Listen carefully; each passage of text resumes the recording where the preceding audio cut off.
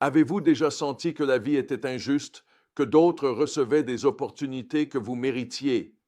Aujourd'hui, nous allons plonger dans une histoire puissante tirée du voyage d'Israël dans le désert, qui nous enseigne des leçons essentielles sur le contentement, l'autorité et la souveraineté de Dieu.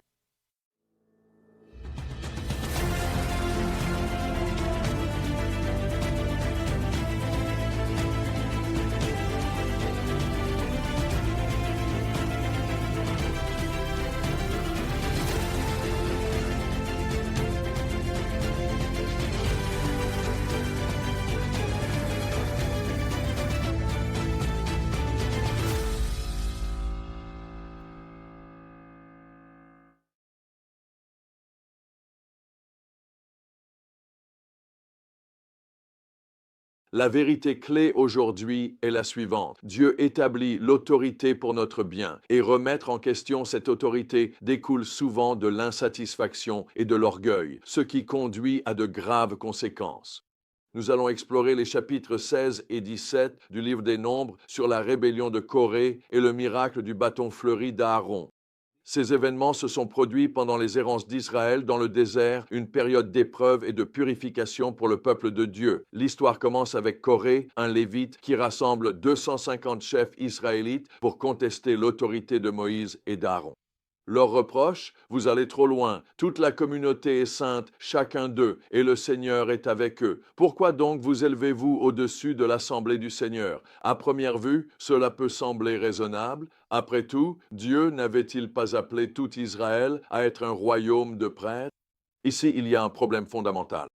Corée et ses partisans rejetaient la structure d'autorité que Dieu lui-même avait établie. La réponse de Moïse est révélatrice. Il tombe face contre terre puis propose une épreuve, que Dieu montre qui est saint en lui permettant d'offrir de l'encens devant lui. C'était une tâche réservée aux prêtres, et en acceptant ce défi, Corée et ses partisans outrepassèrent les rôles que Dieu leur avait attribués. Le lendemain, le jugement de Dieu est rapide et sévère. La terre s'ouvre et engloutit Corée et sa famille, tandis qu'un feu consume les 250 chefs qui offraient de l'encens. C'est un rappel saisissant et puissant de la gravité de la rébellion contre l'autorité établie par Dieu. Mais l'histoire ne s'arrête pas là. Le lendemain, les Israélites murmurent contre Moïse et Aaron, les rendant responsables de ces morts. La colère de Dieu s'enflamme et une plaie éclate parmi le peuple.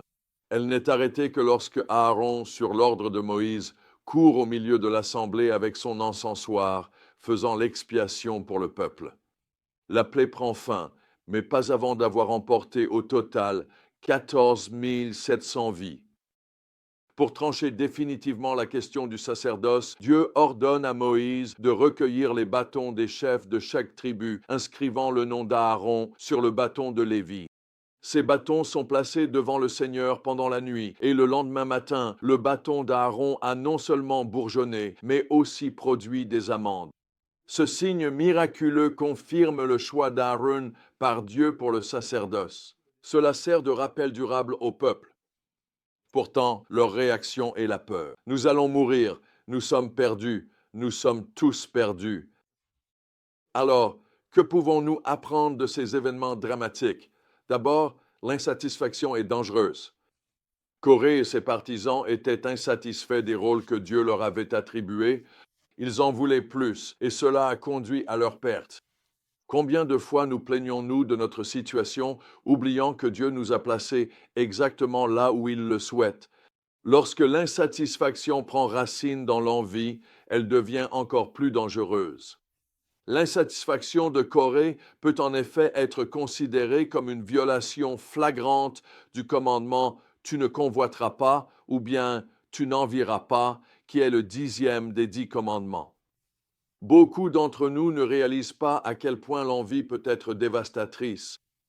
Corée convoitait le rôle sacerdotal que Dieu avait attribué à Aaron et à ses fils. Bien qu'il soit lévite et qu'il ait d'importantes responsabilités dans le tabernacle, Corée n'était pas satisfait de ce que Dieu lui avait donné. L'affirmation de Corée selon laquelle toute l'assemblée est sainte suggère qu'il comparait son statut à celui de Moïse et d'Aaron. Le sacerdoce n'appartenait pas à Corée, et pourtant il le convoitait malgré tout. Son envie a mené à la rébellion, à la remise en question de l'autorité de Dieu et a finalement provoqué sa propre destruction et celle des autres. Deuxièmement, remettre en cause l'autorité établie par Dieu est une affaire sérieuse. Dieu prend au sérieux la direction qu'il a instituée, et nous devrions aussi. Cela ne veut pas dire que les dirigeants sont au-dessus de toute remise en question, mais que nous devons aborder ces sujets avec humilité et respect. Troisièmement, le véritable leadership consiste à se tenir dans la brèche. Les actions d'Aaron avec l'encensoir, se tenant entre vivants et morts, offrent une image puissante de l'intercession. Sommes-nous prêts à nous tenir dans la brèche pour les autres, même si cela a un coût? Quatrièmement, Dieu confirme ses choix. Le bourgeonnement du bâton d'Aaron était un signe clair et miraculeux de la sélection de Dieu. Même si nous ne voyons peut-être pas de signe aussi spectaculaire aujourd'hui, nous pouvons avoir confiance que Dieu équipe ceux qu'il appelle. Dans ma propre vie, j'ai appris que le contentement est un choix. Vous voyez, Corée et ses hommes voulaient plus, mais pas plus de la présence et de la direction de Dieu. Ils voulaient plus de pouvoir et d'autorité pour eux-mêmes. J'ai appris que la vraie adoration se trouve dans un cœur humble, pas dans un cœur cherchant pouvoir, prestige ou renommée.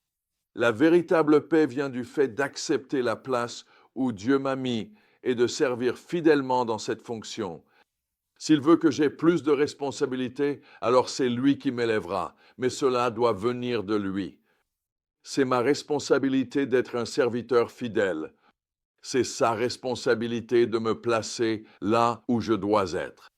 Alors je vous lance ce défi. Dans quel domaine de votre vie luttez-vous contre l'insatisfaction? Y a-t-il des domaines où vous résistez à l'autorité établie par Dieu? Rappelez-vous, le plan de Dieu pour votre vie est bon, même lorsqu'il ne correspond pas à vos attentes.